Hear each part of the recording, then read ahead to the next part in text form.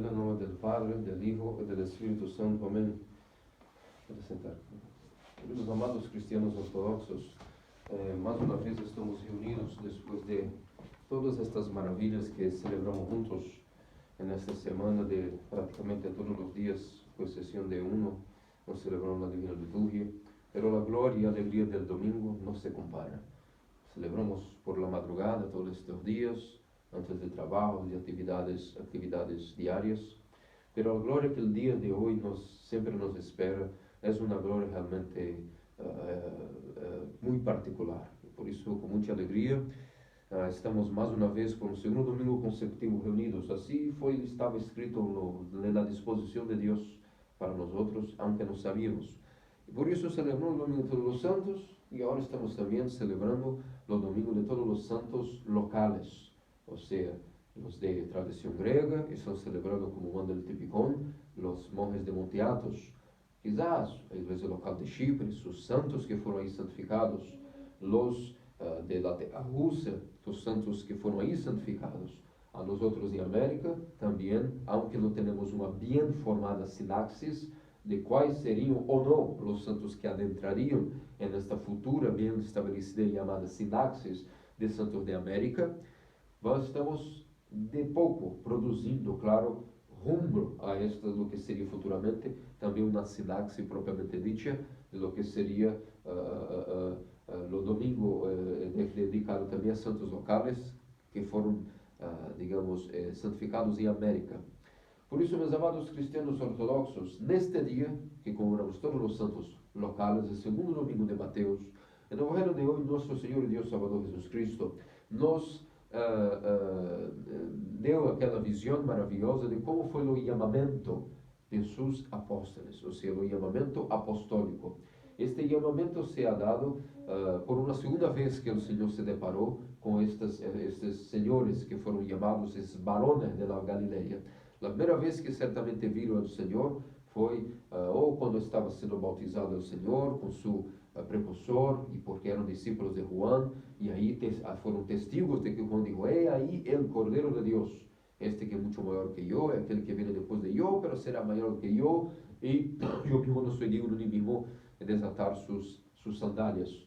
Por isso, no mínimo podemos dizer que o Senhor estava aí por segunda vez dirigindo-se a estes varões, e desta vez chegou enquanto estavam em suas barcas, com suas redes. Eram pescadores de ofício, este ofício artesanal e específico, humilde, para o negócio que tinham Pedro e também André, seu irmão, que também eram de Betsaida, Tiago, Juan. Estes eram os negócios que tinham. Tinham uma sociedade de pescaria, digamos. E por isso nosso Senhor vai a eles e profere estas palavras maravilhosas que sempre penetraram nossos corações por toda a eternidade. Enquanto há a igreja, sempre estaremos muito impactados com estas palavras. Venid e seguid-me, e vos haré pescadores de homens. E aqui neste sermão de hoje, vamos submergir-nos um pouco no que seria primeiro este chamado, que nosso Senhor hizo aí, esse chamado apostólico, e o que significa, portanto, ser pescadores de homens. O que seria isso? Aquilo nosso Senhor que desejou quando dijo isso, que quer dizer, Senhor, pescadores de homens. Pois bem, a primeira coisa que podemos trazer à nossa mentalidade é Juan Crisóstomo.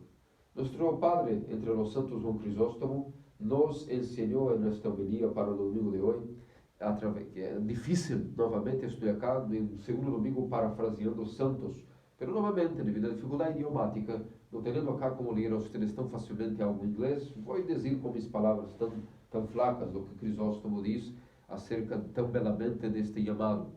Crisóstomo se refere a este episódio dizendo o seguinte: o Senhor Deus Salvador, quando se dirigiu a estes varões de la Galileia, os hizo nada mais nada menos de que, assim como indiscriminadamente rugavam suas redes para capturar multitudes de pescados, sem saber qual tipo de pescado entraria ou não, também agora, por o poder de sua doutrina e de sua palavra, deu a eles a graça de lançarem também suas redes Já não sabem o que tipo de pessoas adentraram em elas. Simplesmente que também uma multitud de gente adentraria nesta mesma gente dos pescadores. Eles que abandonaram futuramente a barca de la Galileia, ou seja, depois da ascensão do Senhor, não somente estavam em sua barca em la Galileia, ou seja, nascer em Jerusalém ou em la Galileia, onde viviam. Abandonaram, foram chamados a abandonar seus vasos de vida, ou seja, seus barcos, para depois sentarem-se em los muitos barcos a través do mundo, as outras barcas do mundo onde iam sentar-se. Que são essas barcas? As infinitas sedes apostólicas que eles fundariam ao redor do mundo. E abandonaram seus padres para volver-se padres espirituais de muitos. É extremamente tocante e emocionante. São João Crisóstomo nos diz a respeito deste chamado belíssimo que nosso Senhor dijo a eles, que los haría pescadores de homens. E é por isso que devemos nos perguntar, pero como se dará, portanto, agora na prática esta maneira, este ofício artesanal, agora não somente de jogar redes físicas, pero através de redes invisíveis. Se diz redes, está correto? Redes, as redes invisíveis, imperceptíveis, podemos dizer, agora serão julgadas pelos apóstolos, capturando em elas indiscriminadamente todo tipo de gente. E assim como um pescador, quando lança suas redes, não sabe que tipo de pescado é, só lhe interessa sacá-las, não se queda perguntando qual será o tipo de pescado que ele quer pescado. Assim também, os apóstolos foram para todas as nações, em todos os confins da terra, não só na Galileia, mas depois de lançar redes em Galileia, depois da ascensão, foram lançar redes em todo o mundo, sem preocupar-se que tipo de pessoa adentrar nessas redes. Assim como os pescados adentram indiscriminadamente, também todo tipo de gente, todo tipo de gentios, paganos, nações, buenos, malos, feios, bonitos, não importa, todos foram capturados por as redes dos apóstolos. E então, primeira coisa que devemos nos perguntar, o que significa esta rede invisível?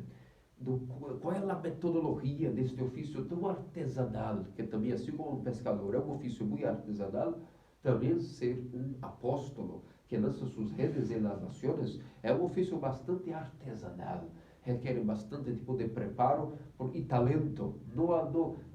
Dinheiro não agarra a diferença para isto.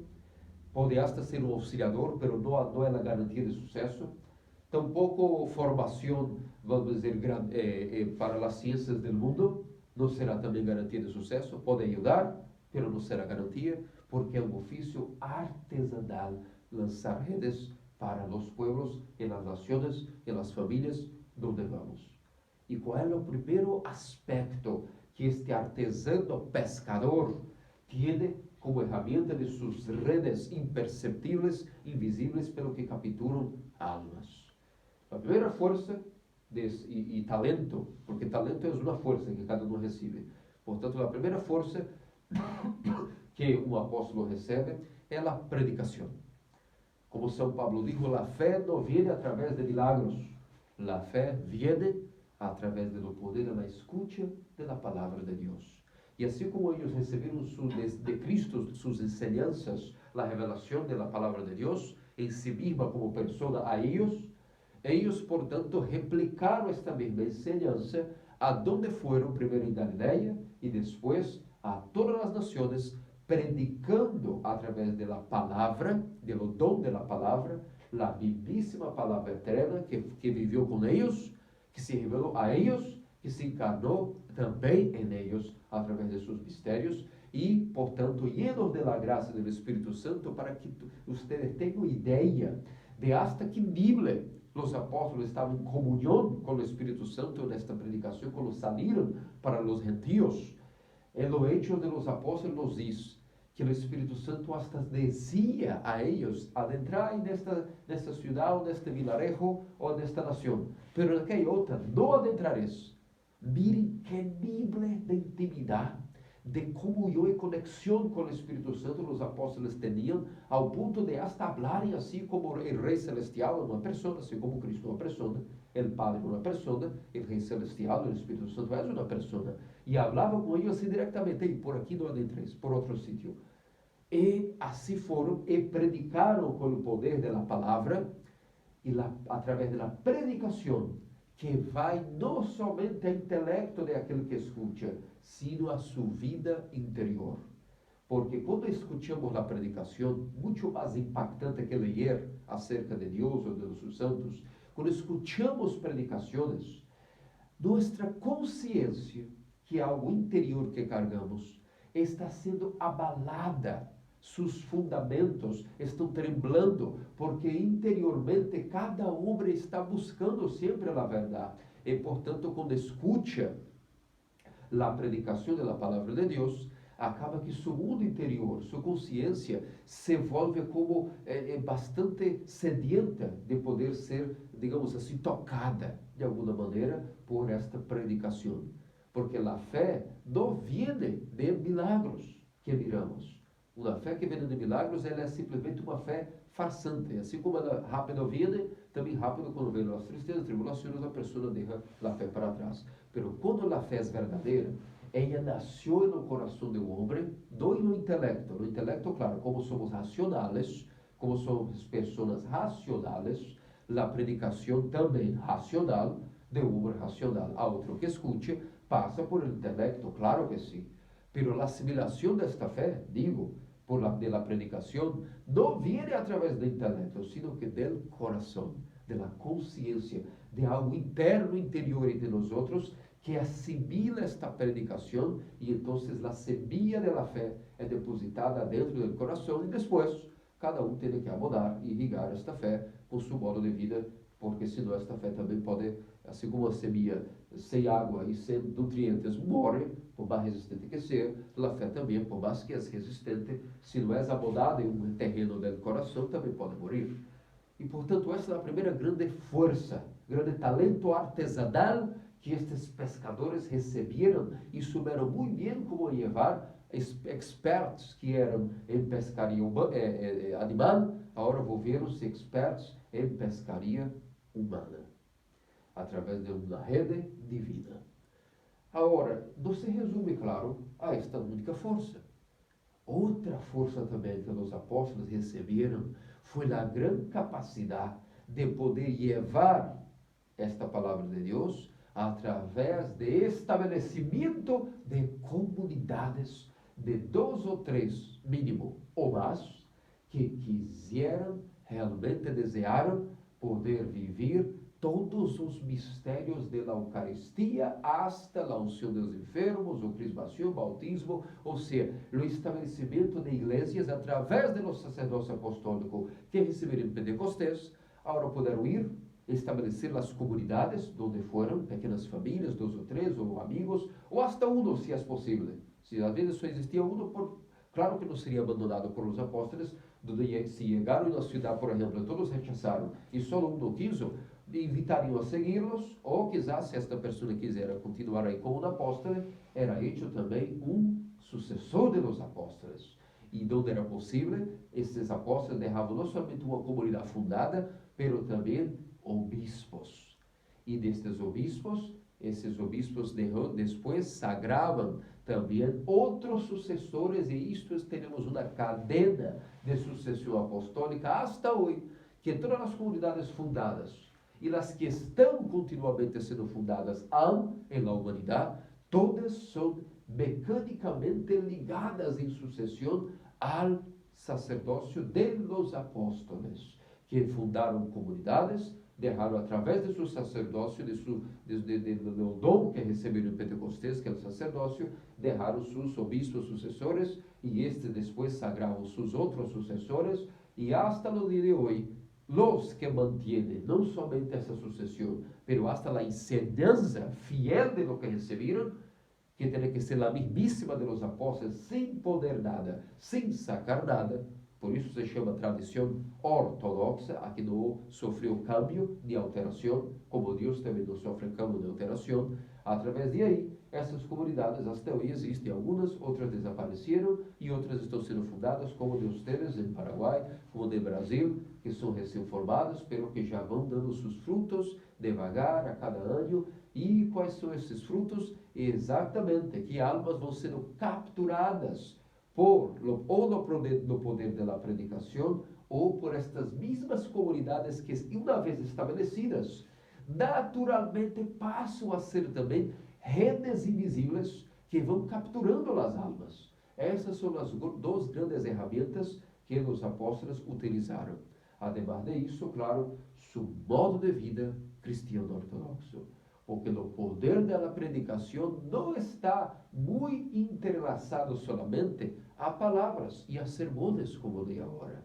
O poder da energia criada, a chamada graça de Deus, tem poder de atuação ao redor de nós outros, quando nós outros mesmos vivimos e hacemos nós outros mesmos partícipes deste modo de vida, então o testigo de nossa maneira de viver, este sim, tem muito poder de atrair almas a las comunidades, aunque não proferíssemos nem mesmo uma sola palavra, que todos fossem, por exemplo, deficientes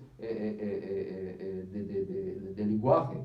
Se vivermos a fé ortodoxa em dia a dia, este é um grande poder que também naturalmente passa a ser como um tipo de vigília por onde estão as almas, nas vizinhanças e nas comunidades, e vai mirando quem está com o coração mais ou menos preparado para receber esta fé, e essas pessoas são atraídas invisível e misteriosamente para estas vivíssimas comunidades, desde que quando as pessoas que vivem aí não são hipócritas e participem da prática dos mandamentos e são testigos silenciosos em seus corações do Evangelho, da graça de que Deus ha dado ao homem de viver conforme em sua comunhão. E então este é um poder muito maior que a predicação auditiva. No poder, como diz São Paulo, os que se crucificam com Cristo, estão morrendo com Ele, são loucos para o mundo, para estes que estão se perdendo no mundo. Mas para aqueles que são de Deus, estar crucificado com Cristo na cruz é poder de Deus. E todo aquele que se crucifica com Cristo, vivendo o modo de vida cristiano ortodoxo, portanto, emana também invisivelmente redes invisíveis que são capazes de atrair às comunidades estabelecidas por os apóstolos ou por os obispos uma multitud de pescados, conforme Deus providencia em cada geração. E é claro que o sucesso desta evangelização não são números, sino qualidade. Pessoas que realmente queiram viver. É isso que a igreja vai atraindo. Deus vai atraindo os que querem, os que têm sede. Ele sabe como, através do testigo dos que estão vivendo sem hipocrisia no Evangelho, nas comunidades estabelecidas, esta vida, misteriosamente, ela em si mesma, passa a ser uma rede invisível. Por quê? Porque, aunque não percebamos, toda vez que estamos vivendo a ortodoxia nas comunidades, e timidamente, pode ser, as pessoas estão nos notando, aunque nós outros não notamos elas. E algum ou outro vai decidir dizer: agora quero conhecer o Deus de los cristianos. E é por isso que isso se passou durante infinitas vezes ao largo do mundo, e a maior graça que uno pode ter para seu país, para sua nação, para sua cidade, como em relação a isso que estou dizendo de viver o modo de vida cristiano ortodoxo, é o que? Comer e beber o corpo e sangue de Cristo frequentemente. Porque São Paulo dijo: toda vez que comemos e bebemos desse pão e deste vinho, desse corpo e desse sangue, predicamos a morte e ressurreição de Cristo, sem falar uma sola palavra. Como? Toda vez que comungamos, como vamos a ser com a graça de Deus dentro de alguns minutos, nós outros não miramos, mas cada vez que alguém comunga a Deus, muitos tipos de flashes, digamos assim, de graça, estão como chispas, saindo por todo o bairro, por toda a nação do país, e quem está por aí sedento, vai percebendo, sendo atraído misteriosamente para a fonte desta Eucaristia, que é o Santo Altar. E nós não temos nem como controlar, nem temos ideia de como isso pode ocorrer. O que sabemos é que é verdade. Toda vez que quebramos o corpo e sangue de Cristo, lo partimos e lhe damos, e a gente come e bebe seu corpo e sangue, Predicamos a morte e ressurreição de Cristo. Não isso é predicar o Evangelho? Predicar que Cristo existiu, morreu por nós outros, derrotou a morte, pisoteou a morte por sua morte e ressuscitou. Se a ressurreição é o que predicamos, né? E há um Deus que matou a morte e ressuscitou, e este é Cristo. Por isso deve venir, porque os outros deuses não têm poder sobre arriba da morte. Todos os outros deuses são falsos e vivem em suas teologias. Hasta há um outro Deus mais forte que tem o poder de matar-nos. Agora, Deus Cristo, nada pode matar-lo. Ele matou a mesma morte. Existe algum Deus que matou a morte? Claro que não, solamente Cristo. E esta é a nossa predicação. Como diz São Paulo, se Cristo não ha ressuscitado, vana é nossa fé. Tudo significa a ressurreição de Cristo. E quando comemos o corpo e sangue de Cristo, estamos predicando sua morte e ressurreição. Isso de maneira invisível. Portanto, se queres ser grandes apóstolos, aí está que isso não é solamente algo reservado a obispos, não é algo reservado somente a presbíteros, não é algo reservado somente a diáconos ou subdiáconos ou a monjes. É algo reservado a todos os laicos e fieles, feligreses da Igreja Ortodoxa. Todos eles, quando comungam o corpo e sangue de Cristo, automaticamente estão sendo humildes, pero poderosíssimos apóstolos em sua nação. E é por isso que a comunhão frequente é a maior arma de pregação evangélica que Deus inventou. E por isso, meus amados cristianos ortodoxos, tudo isso que falei, uno pode pensar, quizás, se é tentado por um pensamento, sim, Padre, tudo isso é muito verdade, mas os nossos tempos são caídos. Há uma nostalgia e melancolia acerca dos tempos de ouro, onde o cristianismo era grande número, o islamismo, as sectas, tudo está crescendo, o cristianismo está em pequeno número. Será que estas coisas são realidades hoje em dia? Será que não é coisa do passado e nós somos apenas um grupito remanescente de poucos que já simplesmente não tem muita validade? Imagínate, só 2, 3 em Paraguai, que poder pode entender? Afinal de contas, as outras sectas são muito mais numerosas. Isto é uma utopia, que um dia teremos mais gente ou não? Para todas essas perguntas, vamos trazer à luz agora algumas ensinanças para ajustarmos o que significa, de hecho, a vida apostólica.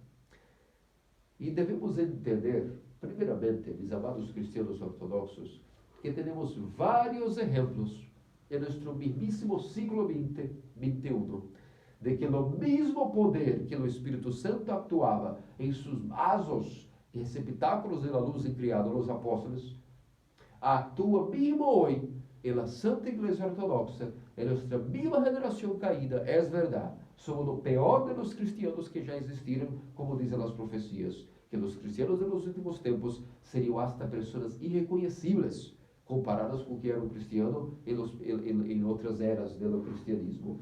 Pero há uma prova de que o mesmo Espírito Santo que atuava tão poderosamente, tão infalivelmente na igreja e nos primórdios, também atua na atualidade.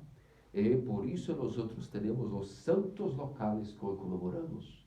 Esta é a estratégia que a igreja, depois do Pentecostés, comemora os santos em geral, para mostrar que uma igreja que não fabrica santos não é igreja, porque a igreja, sua identidade é esta, sua alma é hecha para isso, a igreja, para produzir santos. Essa é sua profissão. Para isso existe a igreja, para produzir santos. Por isso vimos que no fruto do Pentecostés é através do sacerdócio produzir santos, pessoas unidas com Deus. E já vimos domingo passado que é ser um santo, não vou ver isso agora.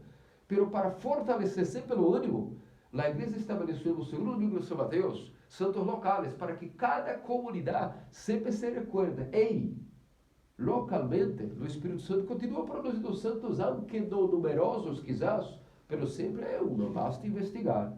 E vamos diagnosticar que em cada igreja local estão sendo produzidos santos. E alguém pode dizer: Padre, total de acordo, mas estamos em América Latina incluso, isto não produz santos, isto é aberração. Nós somos uma porcaria de pessoas, e te digo com todo o coração que realmente lo somos. Eu mesmo sou um mau exemplo total, uma grande porqueria de sacerdote, de cristiano. Pero Deus não perde a graça de sua igreja por mim, nem por minhas imperfeições. Deus produz os santos, sim.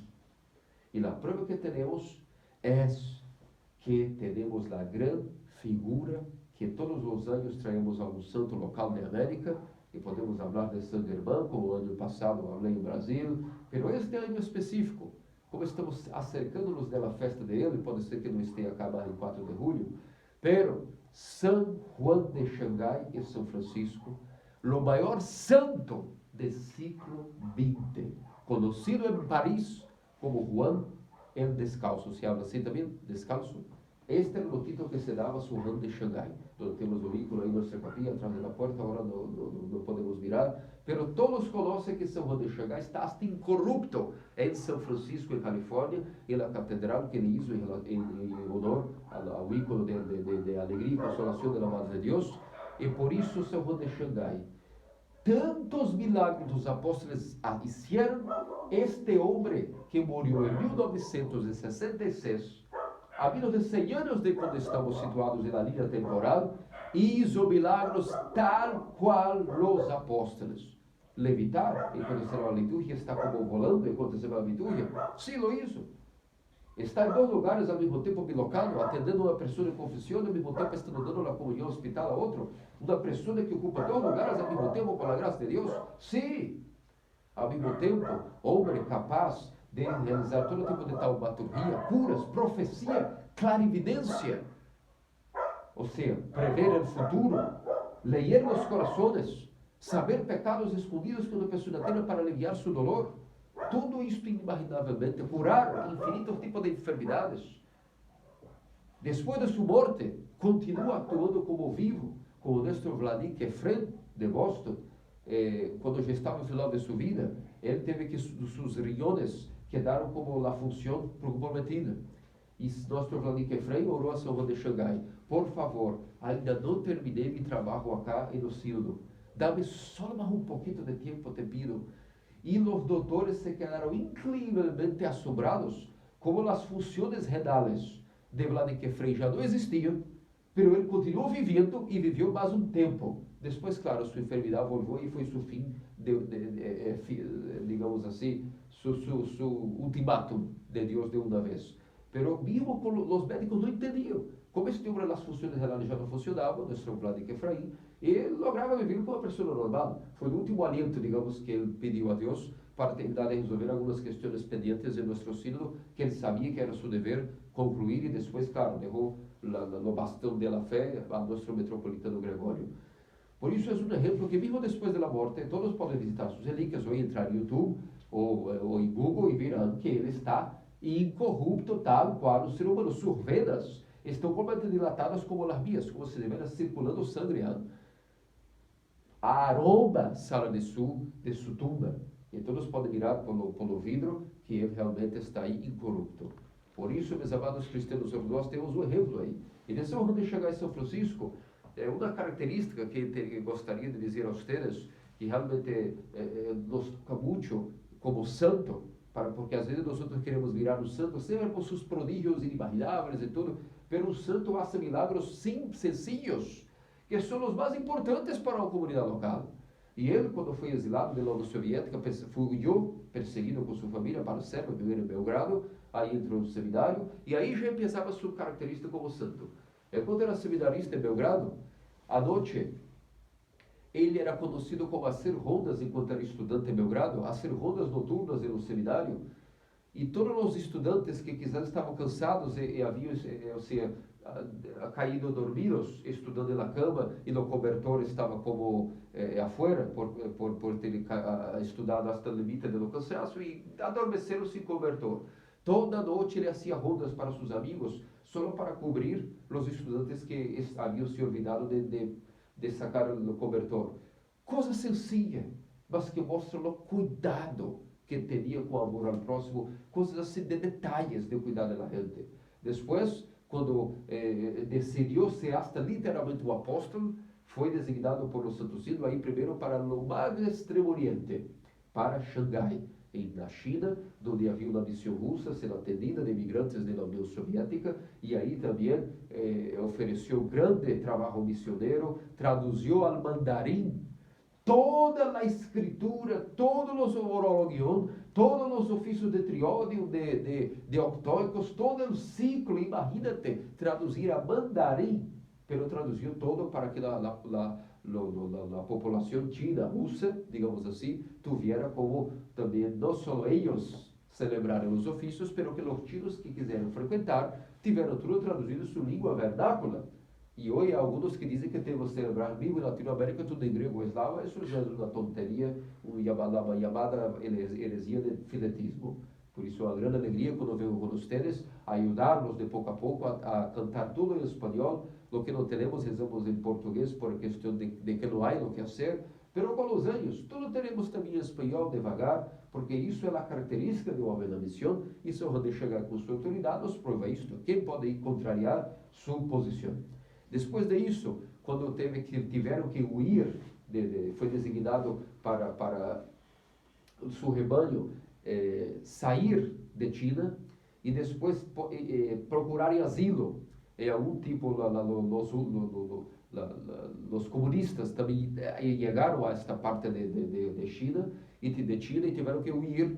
Então foram um tempo para as Filipinas, para guardar qual governo lhes daria uma possibilidade de emigrar mais temprano, ou Austrália ou Estados Unidos. E passaram aí uma temporada larga nas Filipinas, onde mesmo que era uma base temporária, ele não se quedou quieto. Pediu que se construíram capilhas, todos que isto não é definitivo. Nós estamos acá, não sabemos que será o dia de amanhã, vamos construir capilhas e todo. Havia um acampamento russo-chino nas Filipinas. E, para que tenham uma ideia do amor desse homem por la gente, houve uma época que a previsão do tempo para que haveria uma grande tempestade de huracão, como muito comum na orilla de Filipinas, e naquele momento, se onde chegar, quando tomou conhecimento que isto ia ocorrer, todos os dias à noite, enquanto os russos chinos dormiam, ele saía para o acampamento orando, fazendo o sinal da cruz por todas as direções, orando muito, e os russos não se deram conta. Ele fazia isso em segredo. Pero os nativos de Filipinas se deram conta.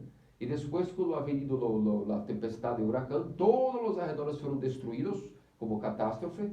E os russos, quando saíram de manhã, viu que tudo estava calmo e intocado, disseram: que coincidência, não? Que só o nosso sítio não foi tocado. E os nativos disseram: não é coincidência. Enquanto vocês dormiam, durante dias, o obispo estava aí nas orilhas orando e obedecendo todas as direções, pedindo que vocês foram livrados.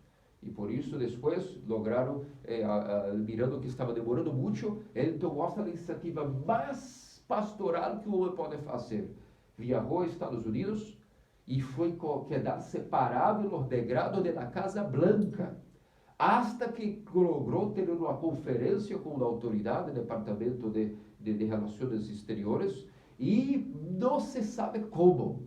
Uma charla de ele com este homem, e ele logrou que toda a grey fuera recebida triunfalmente por imigração a Estados Unidos. E aí, claro, se adiou a missão da Igreja do Exterior, a diáspora que já existia, fundamentada, e ele pode, portanto, aí levar toda a sua comunidade com ele. Pero hasta em Europa, chegou também a servir por um rato, por desígnio do Santo Sino, foi bispo de Paris, e guiou a Igreja do Exterior em dióceses de Europa Ocidental, e também foi um grande exemplo. Em Paris andava sempre descalço, ele nunca utilizava sapato nem nada, tinha uma aparência sempre muito de mendigo, cabelo despenteado, uma aparência bastante hostil para os olhos humanos. E em Paris, hasta os curas romanos, quando sua fama se quedou famosa, diziam: não podemos dizer nada, aunque não é na mesma doutrina de nós outros, não há como dizer e reconhecer. Hasta os curas da diocese parisiana reconheciam: é aí Juan el Descalço. Nossa igreja não tem como produzir um homem assim. Assim reconheceu hasta os curas católicos romanos. E por isso, meus amados cristianos, nós temos aí esta grande graça de provar que mesmo no século XX, em América, temos um santo local que realizou todos os prodígios imagináveis que os apóstolos apostolicamente faziam em sua vida, e portanto aí está a prova que em la Igreja Ortodoxa, o mesmo espírito de ayer, é o mesmo espírito de hoje, e também segue atuando. E cabe a nós outros imitar este exemplo no máximo que podamos.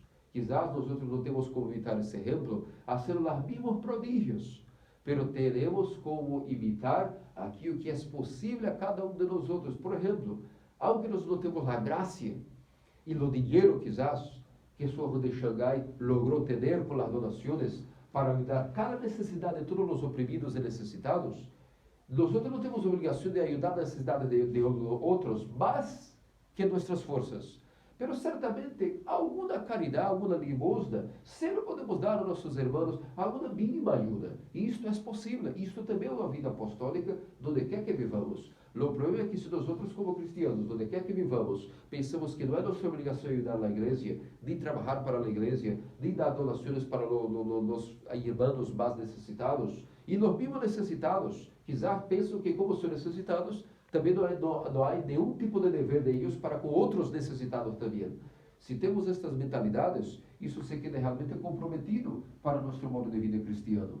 Pero, se nós realmente aceitamos que, onde quer que estejamos, não é porque nós somos obispos de clérigos, que não devemos também sermos apóstolos de nossos tempos. E que significa ser um apóstolo? Bem, isso é a conclusão que eu quero dizer-vos. Ser um apóstolo, como vos dizia, como temos o exemplo de Saint Germain, o grande jefe, exemplo da missão de Alaska, o grande monge, ele foi como um vingador. Primeiramente, quando chegou em Alaska, ele não ha venido com os bispos, seminários, igrejas, ele simplesmente se colocou aí como um vingador, se meteu na cueva e por 40 anos não proferia sermões. Não escreveu livros. Só no final da sua vida, alguém lhe copiou alguns e registrou, ha registrado suas palavras em escritos. Pero ele mesmo não deixou nenhum livro, nem nada. Pero convertiu grande população de los aleutas para a igreja ortodoxa. Como? 40 anos sem dizer uma palavra. Só ajudando, orando e mantendo o modo de vida ortodoxa adentro de sua cueva em Alaska como um bicho, como um animal, simplesmente vivendo aí, enclausurado, e sem dizer uma palavra.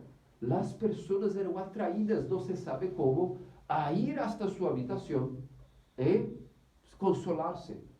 Los maridos que golpeavam suas mulheres por alcoolismo, porque devido ao frio de Alaska era comum que os nativos aleutos eram muito borrachos e as mulheres sofriam muito, eram consoladas em São Germán. Gente era catequizada em sua celda e quando se viu ele solito, depois de 40 anos, pode deixar já frutos de conversão apostólica em la mesma região da América. E aí outro exemplo de uma igreja local, a igreja local americana, como a de nós outros, podemos dizer, somos só no continente americano, e a ortodoxia chegou primeiro allá, no norte, por isso estamos em referência a onde começou a missão americana ortodoxa desde aí do século XVIII.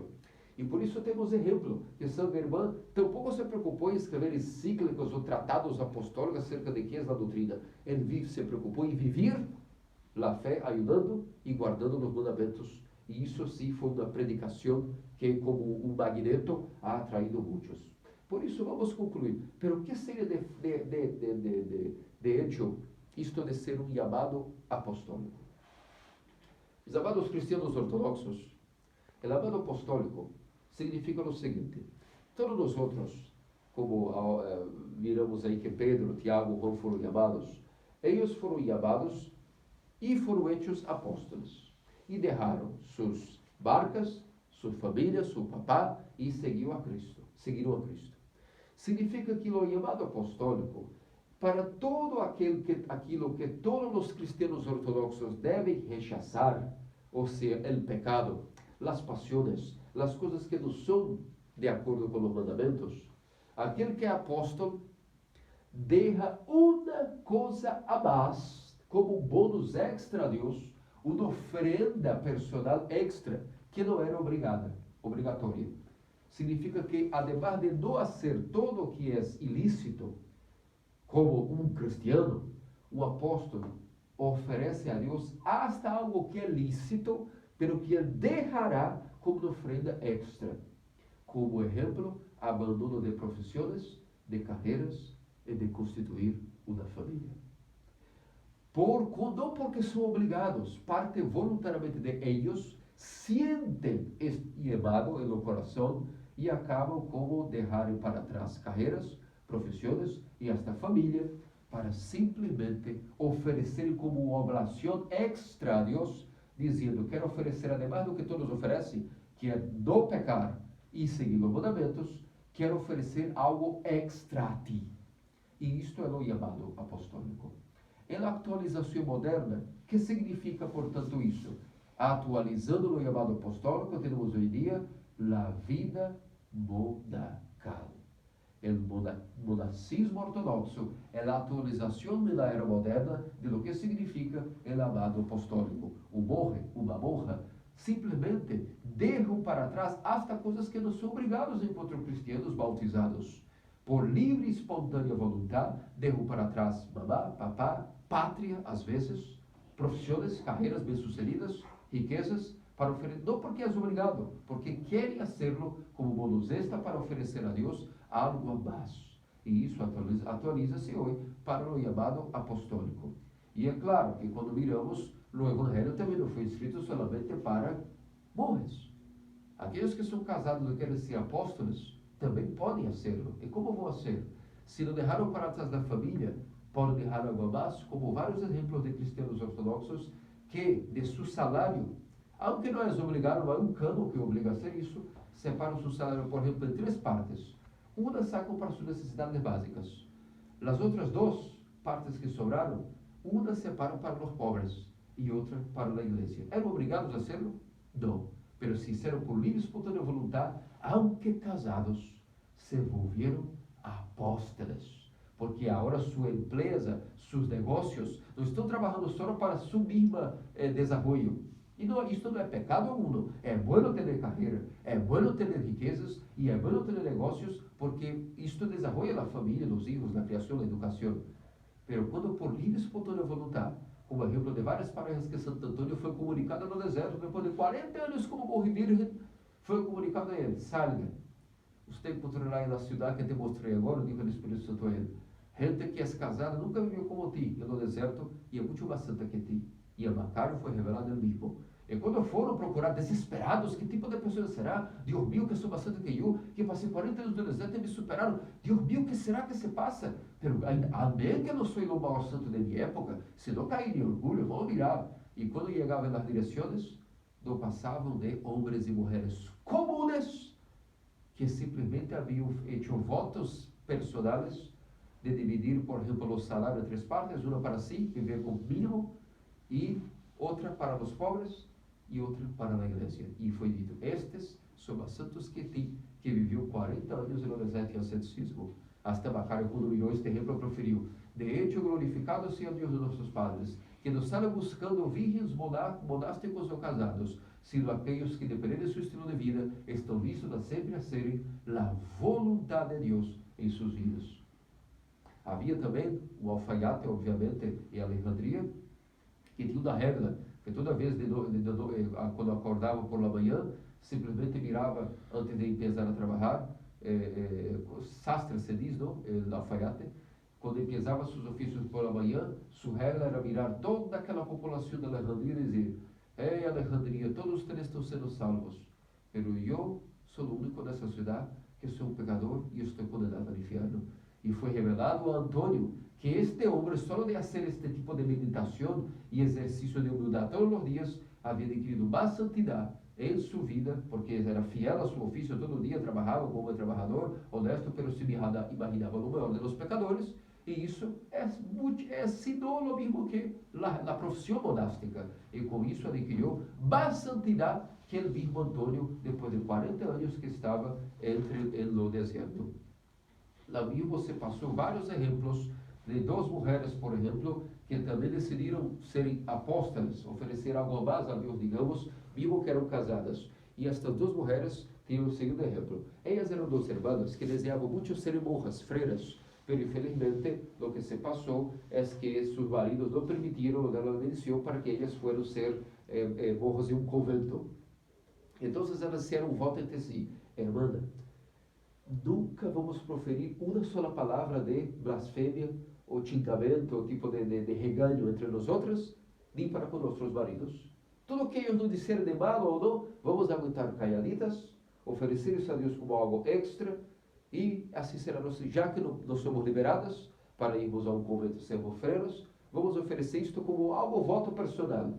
E foi revelado de hecho a Macário que estas 2 mulheres, só por terem vivido este modo de vida, o desejo de serem monjas era tão grande e não puderam, porque seu marido não obedeceu, tiveram que servir os maridos ao final de suas vidas, Pero como para compensar que não foram ao convento e fizeram este voto, aí ofereceram algo a mais e podemos dizer que viveram em seu estilo de vida, mesmo casadas, um estilo de vida apostólico. Porque o Evangelho não foi escrito só para monges. Cada um tem que bolar uma estratégia de como, mesmo se não foi a um monastério, que vai oferecer extra para que seja digno de ser conhecido como um apóstolo em no dia da regeneração, trabalhando extra para Deus. Não que era obrigado, mas además do que somos chamados servo bom e fiel, disseste tudo que é tua obrigação, para que Deus diga, realmente, você foi um apóstolo, hizo mais do que te pedi, e por isso realmente entre no regozijo de tu Senhor, para que sejamos hechos apóstolos nesse sentido, dando algo a mais, cada um tem que bolar, ou solo com seu Padre espiritual, que vou secretamente oferecer, aunque não fui aluno, não há excusas para não ser um apóstolo. E por isso muitos casados também realizam altos grados de milagros, são também taumaturgos, e na igreja, aunque não tenha íconos de todas as parejas do mundo, todo o matrimônio cristiano ortodoxo também só existe por um objetivo: fabricar que esta pareja santos, e que seus filhos sejam santos. Este é o objetivo, e nas igrejas locais, certamente, em onde existem igrejas locais, quantas famílias são santas, aunque não tenham íconos de eles, certamente todos reconheciam que iam quedando viejos, os filhos eram criados em piedade cristiana e viviam na graça e na santidade. Por isso, meus amados cristianos ortodoxos, pedamos a Deus que todos esses conhecimentos que a Igreja vai dando possam encarnar em nós outros, que no poder da predicação de comer e beber no corpo e sangue de Cristo nunca seja para nós outros motivo de desânimo, sino que refletindo nisto, temos muito motivo por que acordar domingo temprano e vir à igreja. Por isso desse sermão de hoje. Porque isso é o que hasta não só está garantindo que eu estou indo com Deus, como estou abrindo portas para que outros também no futuro possam unir-se com Deus. Porque quando comungo com o sangue de Cristo, eu me uni a Deus. Pero Deus é tão bueno que isto se envolverá uma rede invisível capaz de capturar outros para também virem unir-se com Deus. É por isso que eu e querido irmão Davi sofrimos amargos 3 anos de tristeza e dolor, porque queríamos a qualquer custo fazer com que esta realidade chegar a Paraguai, e logramos, graças a Deus, primeiro com seu diaconato, com os dones presentes, e agora com a graça de Deus que sabe mirar no desejo, nos ha concedido grandes liturgias em que Deus providencia, que tenhamos isso de maneira contínua, hasta que seja de seu desígnio e vontade. Que de isto nosso Senhor Deus Salvador Jesus Cristo haga-nos dignos, que nos orações do seu príncipe amado, todos os santos de América. Amém. Amém.